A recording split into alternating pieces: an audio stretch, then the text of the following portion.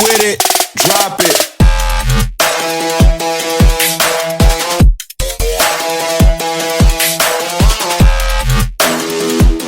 Okay everyone, so today I'm back again with another video.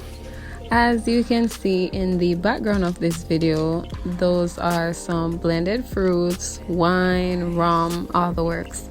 So for this recipe, I'll be doing Jamaican fruitcake. So what I'm doing right here now is creaming together my butter and brown sugar. These sugar crystals are really large. I'm not sure what happened with this brown sugar, but as you can see, I'm scraping the sides down to make sure everything gets creamed evenly. And majority of this recipe is just you creaming together butter and sugar to get it light and fluffy. So I'll be doing this for a while. I actually I bake pies and cakes. I do escovitch fish, depending on what the person wants. All my friends really support me in my baking and cooking. So I can say I have a few customers. So I do this regularly. You might not see me using measurements. That's because I know offhand exactly the amount that I'm supposed to use because I've been doing this for a while. I bake and sell in the Christmas time mostly to my family and friends, but you get what I'm saying. So this is just me creaming the butter and the sugar together, scraping the sides down occasionally, as you can see. These crystals are really large. The sugar crystals, they're really large, so they took a while to cream, so I'm just gonna be doing that for a long time.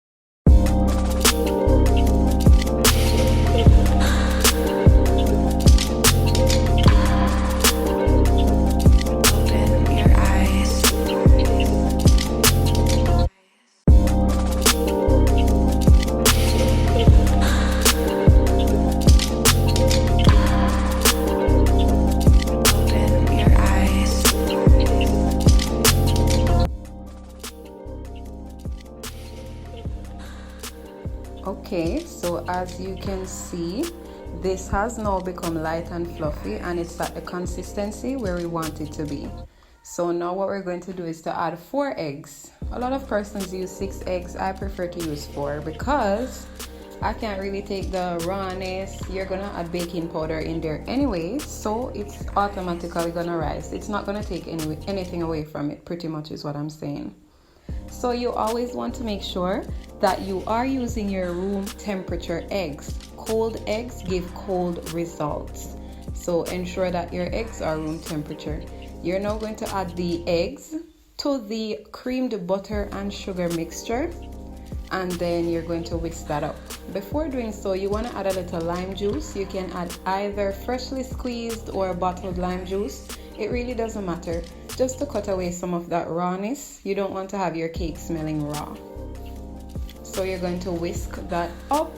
You might have a little curdling, but it really doesn't matter because as soon as you add the fruits and your dry ingredients, all of that is gonna go away. So you want to whisk it up, ensure that the eggs are incorporated fully into the creamed butter and sugar mixture.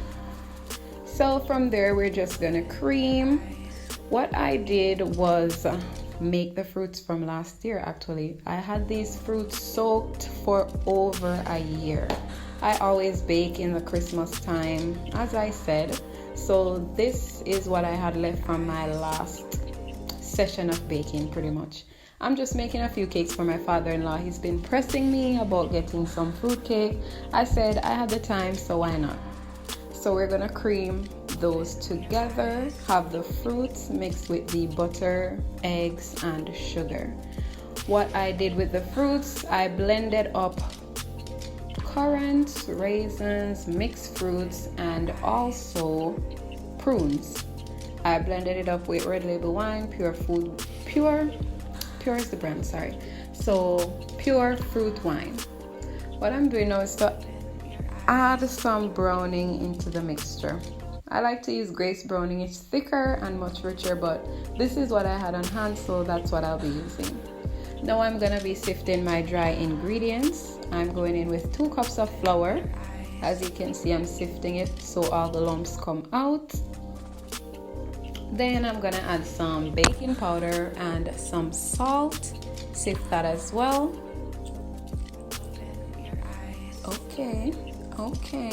Okay, look at my skinny hands though. You can't see the measurement on that because the lighting was too much. So anyways, we're gonna add the baking powder and the salt.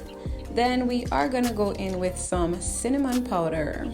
Yeah, I like the Eve cinnamon powder. It's convenient, it comes in that little bottle. So we're gonna add 1 teaspoon of cinnamon powder. You don't want the cinnamon to overpower the fruit. So obviously you're gonna go with your measurement. Last time I had a little piece of nutmeg. This time I come back with a whole one for you know. So you're gonna grate the nutmeg in, sift it as well, then mix all the dry ingredients together. You want to ensure that everything is incorporated well. You're now going to add the dry ingredients to the wet mixture, which is the fruits, cream, butter, and sugar, eggs, all the works. So you're gonna gradually add the dry ingredients to prevent any lumping. You're gonna mix it. So you're gonna be adding, then adding, then adding until all the dry ingredients are in. So I'm just mixing. So you'd want to preheat your oven at this time. Preheat it for around 15 minutes. I put mine at 350 degrees Fahrenheit, not Celsius for burn up the cake, but you get what I'm saying. So it's fully mixed, fully incorporated. Everything is fine. You're gonna set that aside while you grease your containers. I use chiffon to grease mine because chiffon. I love chiffon. I put chiffon in everything. You know the thing go. But anyways, I'm gonna be greasing my container shortly. Okay. As I said, I was just baking this for my father-in-law, so I'm just using some small cake tins. I don't want to send when my baking tin them and I get them back. Yeah, so just send where the disposable one them, man. Cha. Alright, so after greasing, we're going to be throwing in the mixture. You want to make sure that you don't fold the tins up too much so the cake rises over the tin. You don't want that to happen. So you're gonna carefully grease and then you do the throwing in of the mixture.